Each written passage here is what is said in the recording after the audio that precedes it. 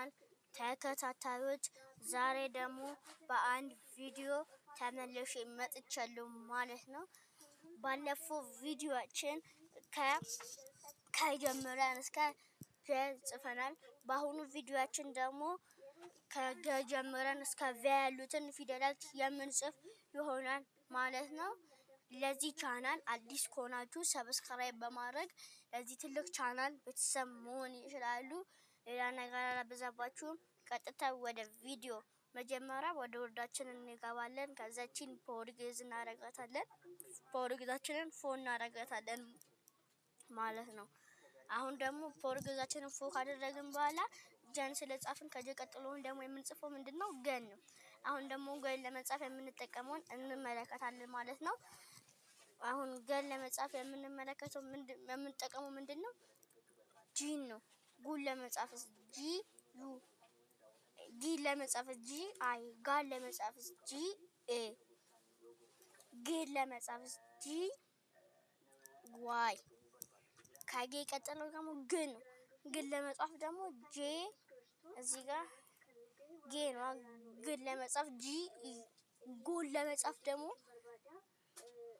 ጂ ኦ አሁን ገጻፍን ከገጥ ቀጥሎ ገን ጽፍ ሽፍትን ማነካም ካፕስንም ማናበራም ዝም ብለን ነው ጂን ብቻ ነክተን ከዛ አሁን ባሳዩዋችሁ መንገድ እንጽፋለን። ከገ ቀጥሎ ደግሞ የምንመለከተው ጠን ነው። ጠን ስንጽፍ ግን ሽፍትን መንካት ያስፈልጋል። ሽፍትና ቲ ጠ ጡ ለመጻፍ ደግሞ ሽፍት ቲ ዩ ጢ ለመጻፍ ሽፍት ቲ አይ ጣ ለመጻፍ ሽፍት ቲ ኤ ጤ ለመጻፍ ሽፍት ቲ ዋይ ጥ ለመጻፍ ደግሞ ሽፍት ቲ እንለቀውና ኢን እንነካለን። ጦ ለመጻፍ ደግሞ ሽፍት ቲ እንለቀውና ምን እንነካለን? ኦን እንነካለን ማለት ነው። አሁን እስከ ጠጻፍን ከተቀጥሎ ደግሞ የምንመለከተው ምንድነው? ጨን ነው። ጨን ለመጻፍ ደግሞ ኢንተርኔልና ሽፍት አሁን የምንመለከተው ጨን ስንጽፍ ሽፍትና ምን ሲ ነው። ጨ ጩንስ ሽፍት ሲ ጩ ሽፍት ሲ ከዛ ምን ዩ ጩ እንለቁ ሽፍት ሲ ከዛ እንለቁና ምን አይ ጪ ለመጻፍ ጣን ለመጻፍ ሽፍት ኤስ ሲ ከዛ እንለቁና ምን ኤ ጫን ለመጻፍ ጪን ደግሞ ለመጻፍ ሽፍት ሲ እንነካና እንለቀውና ዋይን እንጽፋለን ማለት ነው። ጭ ለመጻፍ ደግሞ የምንጠቀመው ሽፍት ሲ እንለቀውና ከዛ ከዛ ኦ ለመጻፍ ደግሞ ሽፍት ሲ ከዛ ምን ኦ ጮን ጻፈን። ከጨ ቀጥሎ ደግሞ የምንመለከተው ጠን ነው።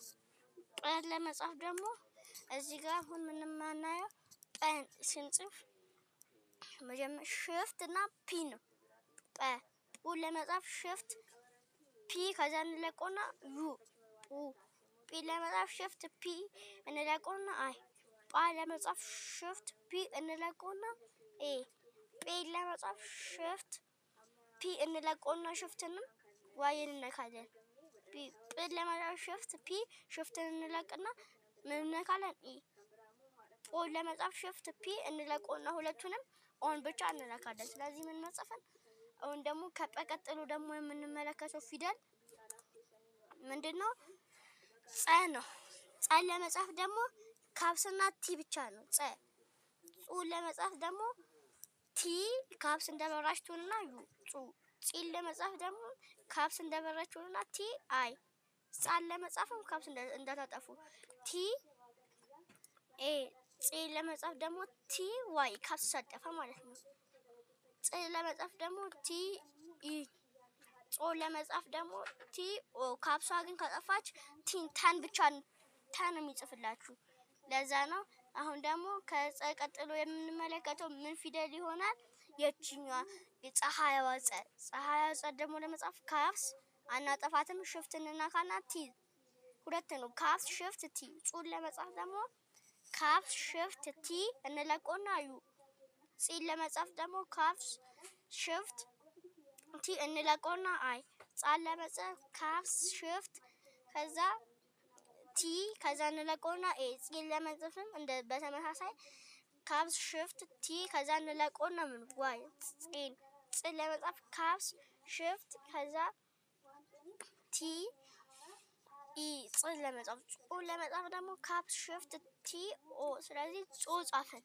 አሁን ካፕሳችንን እናጠፋታለን። ከዛ ቀጥሎ ደግሞ የምንመለከተው ፊደል ምንድነው? ፈ ነው። ፈን ደግሞ ለመጻፍ የምንጠቀመው ምንድነው? ኤፍን ነው። ስለዚህ ፈን ለመጻፍ ኤፍን እንጠቀማለን። ፉን ለመጻፍ ኤፍ ዩ ፊን ለመጻፍ ኤፍ አይ ፋን ለመጻፍ ኤፍ ኤ ፍን ለመጻፍ ኤፍ ፌን ለመጻፍ ኤፍ ዋይ ፍን ለመጻፍ ኤፍ ኢ ፎን ለመጻፍ ኤፍ ኦ ፈን ለመጻፍ ካፕስን ሽፍትን ማንነካም ኤፍ ብቻ ነው የምጠቀመው ማለት ነው። አሁን ደግሞ ከፈቀጥለን የምንመለከተው ምንድነው? ፐ ነው። ፐ ለመጻፍ ደግሞ የምንጠቀመው ምንድነው? ፒን ብቻ ነው። ፑ ለመጻፍ ፒ ዩ ፒ ለመጻፍ ፒ አይ ፓ ለመጻፍ ፒ ኤ ፕ ለመጻፍ ፔን ለመጻፍ ፒ ዋይ ፔን ለመጻፍ ፒ ኢ ፖ ለመጻፍስ ፒ ኦ። አሁን ደግሞ እስከ ፐ ጻፉን። ከፐ ቀጥሎ ደግሞ የምንመለከተው ፊደል ምን ይሆናል? ቨ ነው። ቨ ለመጻፍ ደግሞ ቪ ነው። ቪ vu ለመጻፍስ ቪ ዩ ቪ ለመጻፍስ ቪ አይ ቫን ለመጻፍስ ቪ ኤ ቬን ለመጻፍስ ቪ አይ ቫ ቪ ቫ ቬን ለመጻፍ ደግሞ ቪ ቫ ቬን ለመጻፍ ቪ ዋይ ቬን ለመጻፍ ቪ ኢ ቮ ለመጻፍ ደግሞ ቪ ኦ። ስለዚህ አሁን እስከምን ጻፍኩ ማለት ነው? እስከ ቮ ጽፌያለሁ። እዚህ ጋር ሁሉንም ፊደላት ጽፈናል። ብትቆጥሩት አሁን 32 ነው። ይሄን ሙሉ እንቁጠር ብትሉ ያው 32 ነው። ቁጠሩት ከፈለጋችሁ ወይ 33 ወይ 34 ነው። አጠቃላይ ሁሉንም ቆጥረናቸዋል። ብትቆጥሩትም ያው እኔ ያልኳችሁ ፊደል ነው ወይ 33 ወይ 34 ይመጣላችኋል ብትቆጥሩት አማርኛ ፊደል እንደዛ ስለሆነ። ስለዚህ አሁን ይሄው እስከ ቨ ጽፈናል። በቃ አማርኛ መጻፍ ሙሉውን ፓርት ምን በዚህ ይዘጋል ማለት ነው። ይሄው ሀ ለ ሐመራ መሰረሰ ሸ እያልን ሙሉን ሰራን ማለት ነው። በቀጣይ ቪዲዮ ደግሞ እንደዚህ ስለ ድርብ ፊደላት የምናይ ይሆናል። እነሱ ኳስ በማይክሮሶፍት ወርዳችሁ እስኪ ለምሳሌ ኳስ ብላችሁ ጻፉ። እንዴት ኳን እንጽፋለን ድርብ ፊደላትን። እኔ ደግሞ ድርብ ፊደላትን በአጭር መንገድ እንዴት መጻፍ እንደምችሉ አሳያችኋለሁ ማለት ነው። እናንተ ፓርት 3 እና ፓርት 4 እና ፓርት 3 ያላያችሁት ካላችሁ አሁን የሚመጣላችሁ ቪዲዮ ወይ ፓርት 3 ወይ ፓርት 4 መመልከት ትችላላችሁ ማለት ነው። አመሰግናለሁ።